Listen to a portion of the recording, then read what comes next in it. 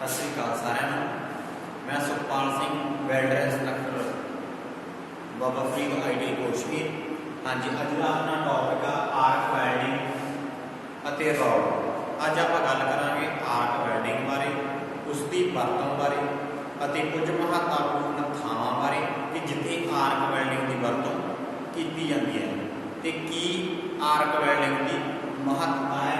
ਅਤੇ ਪਲੱਸ ਗੱਲ ਕਰਾਂਗੇ ਆਪਾਂ ਇਲੈਕਟ੍ਰੋਡ ਬਾਰੇ कि किहड़े रॉड वरते जाते हैं, किहड़े नंबर के विच वरते जाते हैं और इन्होंने वरतों समय किन्ने करंट की जरूरत होती है। सब तो पहला आप गल करते हैं आर्क वैल्डिंग। आर्क वैल्डिंग एक वो प्रक्रिया है जिस दे विच धात के दो टुकड़ियां आपस दे विच स्थाई रूप के जोड़िया जाता है। एग्जाम्पल जिवें आपां बाहर वर्कशॉपां दे उपर देखते हैं कि दो धात के टुकड़ियां आपस के विच वैल्डिंग करके उसनूं वरतों में लिया जाता है। Arc welding they which job के उत्ते खाली जगह में भरने वास्ते फिलर मेटल की वरतों की जाती है। ये वो प्रक्रिया है जिस दे विच उच्च तापमान ते दबाव के या बिना दबाव तो जोड़ने की प्रक्रिया आर्क वैल्डिंग कहा जाता है। अगे आप गल करते हैं कि इसके योग की वैल्डिंग की साडे समाज में बहुत बड़ी महत्ता है। जिमें कि आप देखते हैं कि दिनों दिन बढ़ रही आबादी कारण इंसान दी जरूरतों के विच भी वाधा होया, उसके मद्देनज़र रखते हुए जिदा कि आप देखते हैं कि बाहर फैक्ट्रियां ते कारखानियां का निर्माण किया जाता है तो उत्थे वैल्डिंग की बहुत ज़्यादा लोड़ पैंदी है।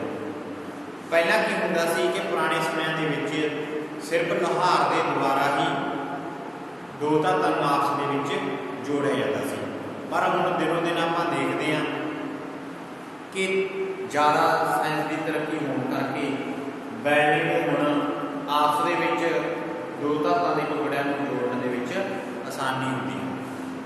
उसदे विच आपां गल करते हैं कुछ महत्वपूर्ण थावां की कि जिथे वैल्डिंग की वरतों की जाती है।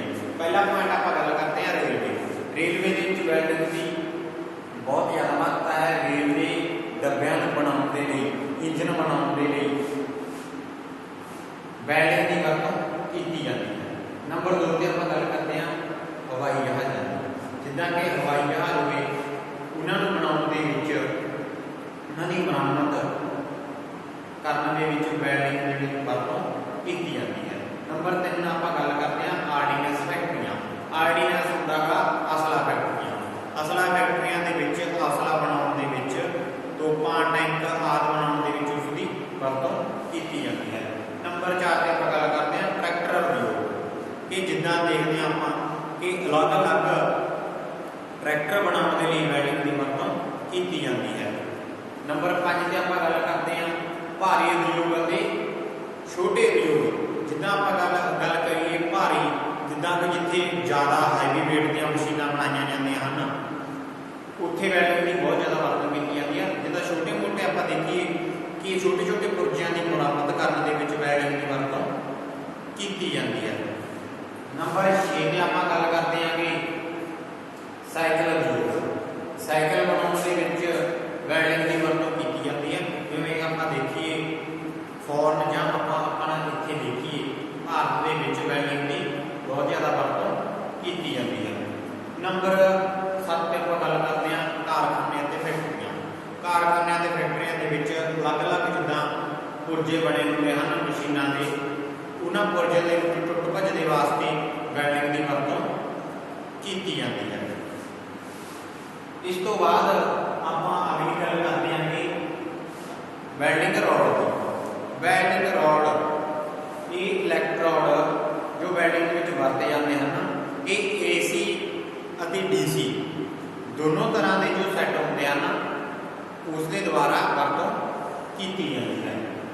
इलैक्ट्रोड की सब तो पहले आप गल करेंगे साइड की। सब तो पहले देखते हैं आप 2.5 जो रॉड है उसके वास्ते आप करंट जो रखते हैं वो 60 तो 90 ਦੇ ਵਿਚਕਾਰ ਹੋਣਾ ਚਾਹੀਦਾ ਹੈ। ਨੰਬਰ 2 ਤੇ ਆਪਾਂ ਗੱਲ ਕਰਦੇ ਹਾਂ 3.15। ਇਸ ਨੰਬਰ ਦਾ ਜੋ ਰੋਡ ਹੈ उसमें भी आप 80 तो 130 ਦੇ ਵਿੱਚ ਕਰੰਟ ਰੱਖ ਕੇ ਵੈਲਡਿੰਗ ਮਾਰ ਸਕਦੇ ਹਾਂ। ਨੰਬਰ 3 ਤੇ ਆਪਾਂ ਗੱਲ ਕਰਾਂਗੇ 4 mm ਇਲੈਕਟ੍ਰੋਡ ਦੀ। 4 mm ਇਲੈਕਟ੍ਰੋਡ ਦੇ ਲਈ 120 ਤੋਂ 160 ਦੇ ਵਿੱਚ ਕਰੰਟ ਰੱਖ ਕੇ ਵੈਲਡਿੰਗ ਕੀਤੀ ਜਾਂਦੀ ਹੈ। ਨੰਬਰ 4 ਤੇ ਆਪਾਂ ਗੱਲ ਕਰਦੇ ਹਾਂ 5 mm। 5 mm ਇਲੈਕਟ੍ਰੋਡ ਦੀ 170 ਤੋਂ 240 ਦੇ ਵਿੱਚ ਕਰੰਟ ਰੱਖ ਕੇ ਆਪਾਂ ਵੈਲਡਿੰਗ ਕਰ ਸਕਦੇ ਹਾਂ। ਜੇ ਆਪਾਂ ਗੱਲ ਕਰੀਏ ਜੋ ਇਲੈਕਟ੍ਰੋਡ ਹੁੰਦੇ ਹਨ ਉਹ ਹਮੇਸ਼ਾ mm ਦੇ ਵਿੱਚ ਹੀ ਹੁੰਦੇ ਹਨ। ਇਹਨਾਂ ਤੋਂ ਇਲਾਵਾ ਹੋਰ ਵੀ ਨੰਬਰਾਂ ਦੇ ਰੜ ਵਰਤੇ ਜਾਂਦੇ ਹਨ, ਪਰ ਆਪਾਂ 2.5 ਤੋਂ ਲੈ ਕੇ 5 mm ਤੱਕ ਇਲੈਕਟ੍ਰੋਡ ਦੇ ਵਰਤੋਂ ਦੇ ਬਾਰੇ ਗੱਲ ਕਰ ਰਹੇ ਹਾਂ। ਜਿੱਦਾਂ ਕਿ ਇੱਥੇ ਲਿਖਿਆ ਹੋਇਆ ਹੈ 60 ਤੋਂ 90। 60 ਤੋਂ 90 ਦਾ ਕੀ ਮਤਲਬ ਹੈ ਕਿ 2.5 ਦਾ ਰੋਡ ਹੈ ਉਸ ਨੂੰ ਆਪਾਂ 60 ਤੋਂ 90 ਦੇ ਵਿੱਚ ਇਹ ਇੱਕੋ ਇਸ ਦਾ ਵੈਲਡਿੰਗ ਦਾ ਏਰੀਆ ਹੈ ਕਰੰਟ ਦਾ। ਇਹ ਆਪਾਂ 2.5 ਦਾ ਜੋ ਰੋਡ ਹੈ ਉਸ ਨੂੰ ਆਪਾਂ 60 ਤੋਂ 90 ਦੇ ਵਿੱਚ ਵੈਲਡਿੰਗ ਕਰ ਸਕਦੇ ਹਾਂ। ਜਿੱਦਾਂ ਕਿ ਆਪਾਂ ਦੇਖੀਏ ਕਈ ਵੈਲਡਰ ਨੇ ਜੋ 70 ਤੇ ਵੀ ਵੈਲਡਿੰਗ ਕਰ ਸਕਦੇ ਹਨ ਅਤੇ ਕਈ 80 ਤੇ ਰੱਖ ਕੇ ਵੈਲਡਿੰਗ ਕਰ ਸਕਦੇ ਹਨ। ਉਹ ਆਪਣੇ ਤੇ ਡਿਪੈਂਡ ਕਰਦਾ ਹੈ ਕਿ ਆਪਾਂ ਜੋ ਇਲੈਕਟ੍ਰੋਡ ਜਿੰਨਾ ਇਲੈਕਟ੍ਰੋਡ ਚਲਾਉਂਦੇ ਹਾਂ, ਇਲੈਕਟ੍ਰੋਡ ਚਲਾਉਣ ਦੀ ਜੋ ਵਿਧੀ ਹੈ ਉਸਦੇ ਆਪਾਂ ਦੇਖੀਏ ਕਿ ਕਿੰਨਾ ਆਪਾਂ 70 ਤੇ ਰੱਖ ਕੇ ਮਾਰ ਸਕਦੇ ਹਾਂ ਜਾਂ 80 ਤੇ। ਉਹ ਆਪਾਂ ਚੈੱਕ ਕਰਕੇ ਆਸਾਨੀ ਦੇ ਨਾਲ ਵੈਲਡਿੰਗ ਕਰ ਸਕਦੇ ਹਾਂ। 60 ਤੋਂ ਲੈ ਕੇ 90 ਦੇ ਮੀਟਰ ਜਿੰਨਾ ਕਿ ਆਪਾਂ ਦੇਖੀਏ ਪਤਲੀਆਂ ਸ਼ੀਟਾਂ ਨੂੰ ਵੈਲਡਿੰਗ ਕਰਨ ਦੇ ਵਾਸਤੇ 80 ਤੋਂ 90 ਦੇ ਕਰੰਟ ਦੀ ਜ਼ਰੂਰਤ ਪੈਂਦੀ ਹੈ। ਨੈਕਸਟ ਆਪਾਂ ਗੱਲ ਕਰੀਏ 3.15। ਇਸ ਇਲੈਕਟ੍ਰੋਡ ਦੀ ਜਿੱਦਾਂ 80 ਤੋਂ 130 ਦੇ ਵਿੱਚ ਆਪਾਂ ਏਰੀਏ ਦੇ ਵਿੱਚ ਵੈਲਡਿੰਗ ਰੱਖ ਕੇ ਵੈਲਡਿੰਗ ਕਰ ਸਕਦੇ ਹਾਂ। ਇਹ ਵਾਲਾ ਜੋ ਪੂਰਾ ਬਣਿਆ ਹੋਇਆ ਹੈ ਇਧਰ ਆਪਾਂ ਇਲੈਕਟ੍ਰੋਡ ਦੇ ਨੰਬਰ ਲਿਖੇ ਨੇ ਕਿ ਕਿੰਨੇ ਨੰਬਰ ਦਾ ਰੋਡ ਕਾਟਿਆ ਜਾਂਦਾ ਹੈ ਤੇ ਇਸ ਦੇ ਪਾਸੇ ਆਪਾਂ ਲਿਖਿਆਗਾ ਕਿ ਇਸ ਨੰਬਰ ਰੋਡ ਨੂੰ ਕਿੰਨੇ ਕਰੰਟ ਦੀ ਜ਼ਰੂਰਤ ਪੈਂਦੀ ਹੈ। ਨੈਕਸਟ ਆਪਾਂ ਗੱਲ ਕਰਦੇ ਹਾਂ ਕਿ ਇਲੈਕਟ੍ਰੋਡ ਕਿੰਨੇ ਕਿਸਮਾਂ ਦੇ ਹੁੰਦੇ ਹਨ ਅਤੇ ਕਿਸ ਤਰ੍ਹਾਂ ਤੇ ਕਿਸ ਦੀ ਵਰਤੋਂ ਕੀਤੀ ਜਾਂਦੀ ਹੈ। ਜਿੱਦਾਂ ਆਪਾਂ ਜ਼ਿਆਦਾਤਰ ਆਪਾਂ ਬਾਹਰ ਦੇਖੀਏ ਵਰਕਸ਼ਾਪਾਂ ਦੇ ਉੱਤੇ ਜੋ ਮੈਲ ਸਟੀਲ ਦਾ ਇਲੈਕਟ੍ਰੋਡ ਹੈ ਉਹ ਵਰਤਿਆ ਜਾਂਦਾ ਹੈ। ਪਰ ਜਿੱਥੇ ਜੇ ਆਪਾਂ ਗੱਲ ਕਰੀਏ SSD ਸਟੇਨਲੈਸ ਸਟੀਲ ਵਾਸਤੇ ਅਲੱਗ ਤਰ੍ਹਾਂ ਦਾ ਰੋਡ ਵਰਤਿਆ ਜਾਂਦਾ ਹੈ ਅਤੇ ਕਾਸਟ ਆਇਰਨ ਵਾਸਤੇ ਅਲੱਗ ਤਰ੍ਹਾਂ ਦਾ ਰੋਡ ਵਰਤਿਆ ਜਾਂਦਾ ਹੈ। ਅਲਾਈ ਸਟੀਲ ਵਾਸਤੇ ਅਲੱਗ ਤਰ੍ਹਾਂ ਦਾ ਰੋਡ ਵਰਤਿਆ ਜਾਂਦਾ ਹੈ ਅਤੇ ਕਾਰਬਨ ਸਟੀਲ ਵਾਸਤੇ ਕਾਰਬਨ ਦਾ ਇਲੈਕਟ੍ਰੋਡ ਵਰਤਿਆ ਜਾਂਦਾ ਹੈ। ਤਾਂ ਇੱਕ ਖਾਸ ਚੀਜ਼ ਦਾ ਧਿਆਨ ਰੱਖਣਾ ਕਿ ਆਪਾਂ ਜੋ ਵੈਲਡਿੰਗ ਕਰਨੀ ਆ ਉਸ ਦੀ ਥਿਕਨੈਸ ਕਿੰਨੀ ਹੈ, ਉਸ ਦੀ ਮੋਟਾਈ ਦਾ ਧਿਆਨ ਰੱਖਣਾ ਹੈ। ਜਿੱਦਾਂ ਆਪਾਂ ਦੇਖਦੇ ਹਾਂ ਕਿ ਉਸ ਦੀ ਮੋਟਾਈ ਕਿੰਨੀ ਹੈ, ਮੋਟਾਈ ਦੇ ਅਨੁਸਾਰ ਆਪਾਂ ਰੋਡ ਦੀ ਸਿਲੈਕਸ਼ਨ ਕਰਨੀ ਹੈ। ਰੋਡ ਦੀ ਸਿਲੈਕਸ਼ਨ ਕਰਨ ਤੋਂ ਬਾਅਦ ਆਪਾਂ ਵੇਖਣਾ ਹੈ ਕਿ ਕਿੰਨੇ ਕਰੰਟ ਦੇ ਉੱਤੇ ਰੱਖ ਕੇ ਆਪਾਂ ਵੈਲਡਿੰਗ ਕਰ ਸਕਦੇ ਹਾਂ। ਜਿੱਦਾਂ ਕਿ ਆਪਾਂ ਮੰਨ ਲਓ 4 mm ਦਾ ਇਲੈਕਟ੍ਰੋਡ ਦੀ ਵਰਤੋਂ ਕਰਦੇ ਹਾਂ, ਠੀਕ ਹੈ। 4 mm ਦੇ ਇਲੈਕਟ੍ਰੋਡ ਵਾਸਤੇ ਆਪਾਂ 120 ਤੋਂ ਲੱਗ ਕੇ 160 ਦਾ ਜੋ ਕਰੰਟ ਦਾ ਏਰੀਆ ਹੈ ਉਸ ਦੇ ਵਿੱਚ ਰੱਖ ਕੇ ਆਪਾਂ ਵੈਲਡਿੰਗ ਕਰ ਸਕਦੇ ਹਾਂ। ਤਾਂ ਆਪਾਂ ਆਰਕ ਵੈਲਡਿੰਗ ਅਤੇ ਉਸ ਵਿੱਚ ਵਰਤੇ ਜਾਣ ਵਾਲੇ ਇਲੈਕਟ੍ਰੋਡਾਂ ਦੀ ਵਰਤੋਂ ਬਾਰੇ ਗੱਲ ਕੀਤੀ। ਮੈਨੂੰ ਉਮੀਦ ਹੈ ਕਿ ਮੈਂ ਇਹ ਟੌਪਿਕ ਤੇ ਗੱਲ